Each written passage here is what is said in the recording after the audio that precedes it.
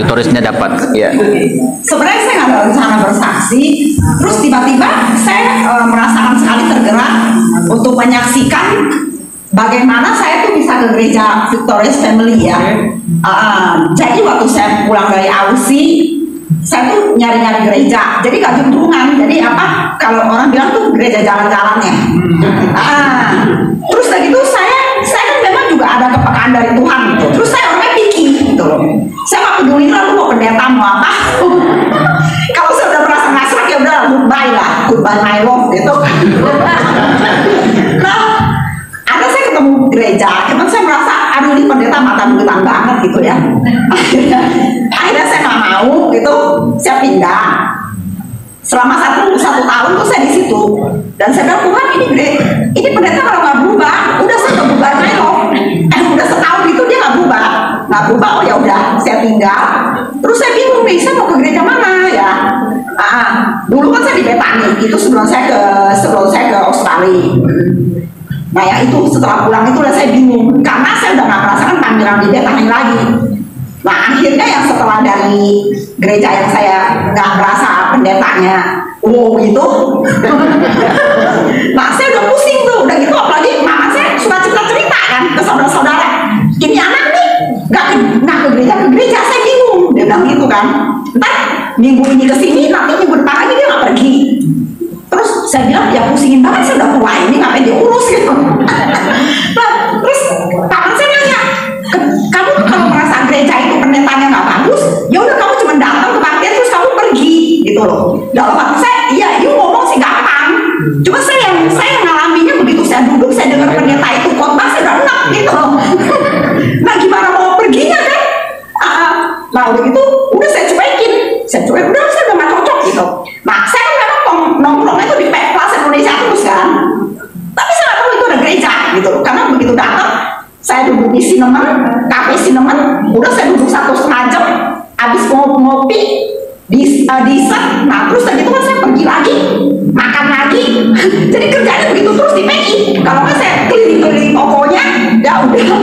Nah begitu, karena saya bilang Tuhan saya belum ketemu gereja yang kemana saya mau pergi, Tuhan tolong beritahu saya gitu.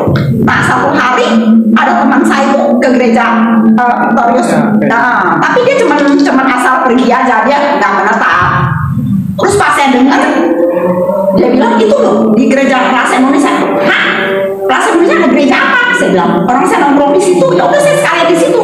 Pikiran saya cuma begitu kan. Kalau nggak cocok ya saya kabur lagi gitu. Nah begitu dia bilang, oh Cici belum ada ini. Iya, ya udah Cici coba aja gitu kan. Kan Cici nongkrongnya di sono. Ya benar. Ya iya itu dia saya bilang.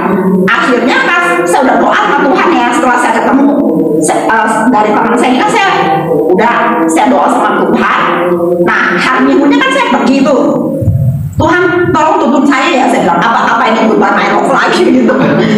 Nah saya tuh selalu naik gojek. Begitu sampai di Plaza Indonesia, dia bilang Bu turunnya di sini. Ya saya turunnya di sini. Yang anehnya tuh ya seumur saya di Plaza Indonesia sampai saya bosan sama Plaza Indonesia. Saya tuh nggak pernah dibisikin gitu loh. Itu pokoknya tuh sebulan itu saya bisa ke Plaza Indonesia itu 4 kali paling sedikit, sampai orang-orang tuh udah kenal saya semua di sana ya. Nah begitu saya turun tuh anehnya, saya waktu turun itu saya udah pasrah saya ya. Tiba-tiba saya dengar suara begini, ini rumahmu. Terus saya bilang, aduh Tuhan saya nggak mau datang ke, sebenarnya saya tuh kalau secara manusia saya tuh nggak mau ke gereja sini untuk menetap, karena kenapa? Orang tuh pada suka ngomongin saya itu high class gitu loh.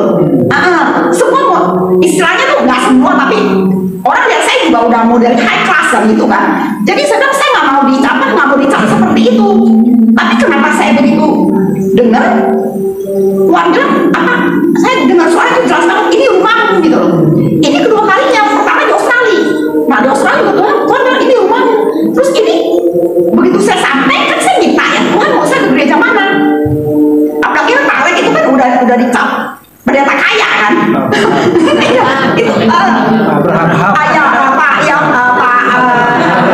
sorry ya.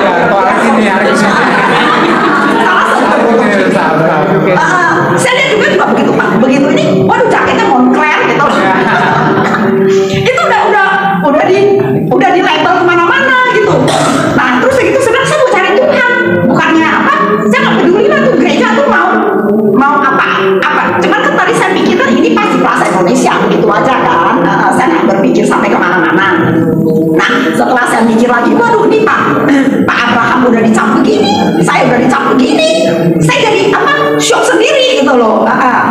Nah terus Tuhan bilang, ini rumahmu. Kaget kan?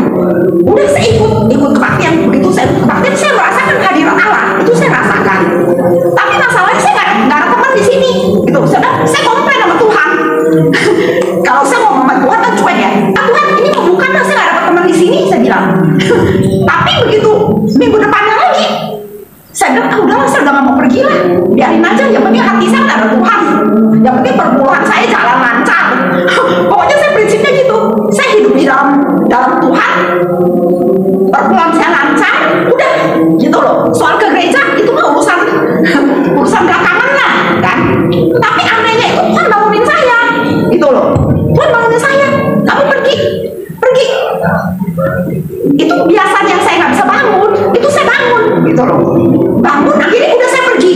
Nah itu saya tuh udah sekitar 2 tahun di sini. Sekitar 2 tahun saya bilang, kok Tuhan ajaib ya, saya bisa bertahan 2 tahun. Nah itu yang tadi Tuhan gerakan saya untuk menyaksikan, karena kan ini ke doa puasa saya pertama kali kan. Dan saya bilang, oh iya benar juga ya. Ya udah saya saksikan bagaimana Tuhan menuntun saya sampai di sini gitu loh. Ya, puji Tuhan.